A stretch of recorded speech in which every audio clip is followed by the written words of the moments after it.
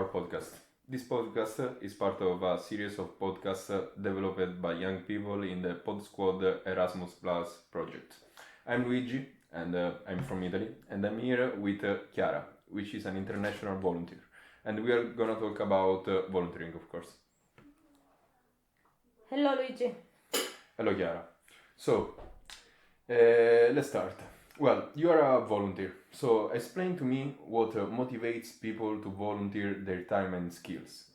Well, usually there are two main motivations, like the desire to make a tangible difference and be part of the change, and the other one is a desire for personal growth. Have the chance to develop personally and professionally and be part of a community. Yeah, I think the volunteer makes like a very important role on the personal growth.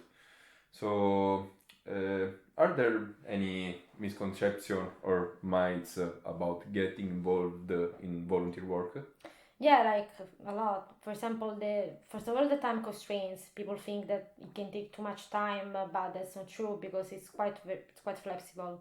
Some organization let you choose how much time to dedicate, or among the several projects, you can choose the project that better match your time schedule.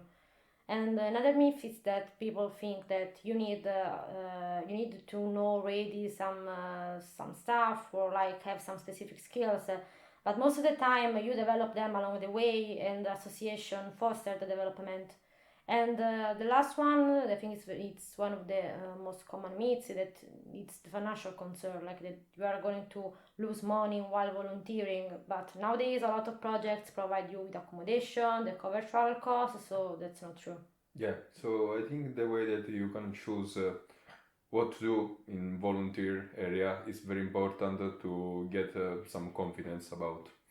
Well, Yeah. now that we have debunked some myths, let's talk about the true essence of volunteering, the impact of volunteering.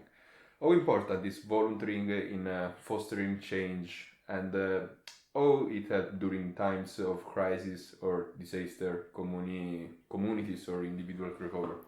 Well, I think it's very important. Volunteering is a catalyst for change. It strengthens communities, it promotes empathy, and it creates a ripple effect of kindness. We've seen it a lot of time also recently during disaster like the earthquakes in Morocco, for example, where a lot of people went to help or donate, or in Ukraine too. But also volunteering can have an impact in the everyday life. There are a lot of organizations that promotes, digitalization, social inclusion, sustainability. So there are different forms, and every form has a different impact. Yeah, I guess. And how does volunteering contribute to, let's say, like a professional development and career enhancement? Well, nowadays having hard skill is taken for granted, and in very competitive environment, you need to bring something more to the table, and that's for sure soft skills that you can add to your resume. Then from team working, creativity, time management, and I think volunteering can help you with that to develop these skills that you can put to your resume. So it helps a lot. Yeah, yeah. And can you share a personal story or experience where volunteering made a significant impact, either on yourself or the community? I have had two experiences. One in my city where I used to help refugees to integrate in Milan, helping them with job orienteering and with bureaucratic procedures. And it impacted me a lot because I met different people with very different backgrounds than mine. And that puts really everything in perspective.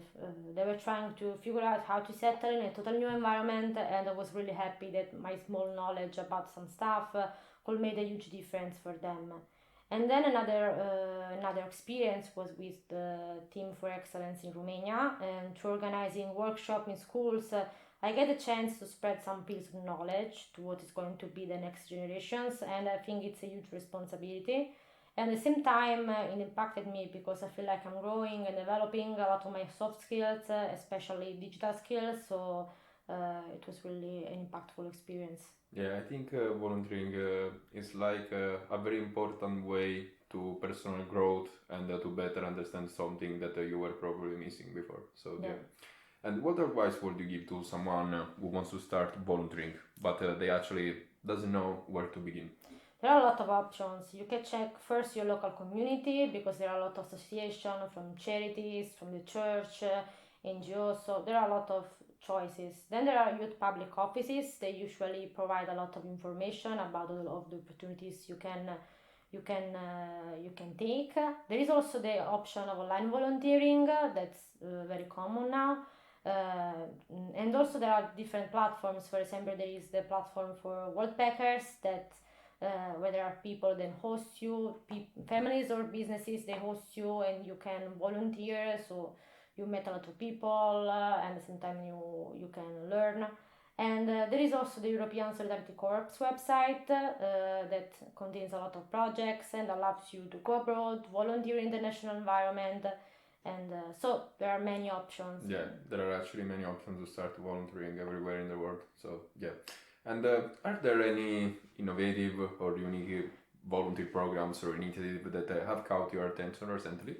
Well, of course, the last one that I mentioned, the European Solidarity Corps, because it debunks all the myths that we were talking about earlier, because it's set on gaining skills while helping, and they provide you with accommodation, they cover travel costs, and you get to meet a lot of young international volunteers from all over Europe and also more, and at the same time, you contribute to social change.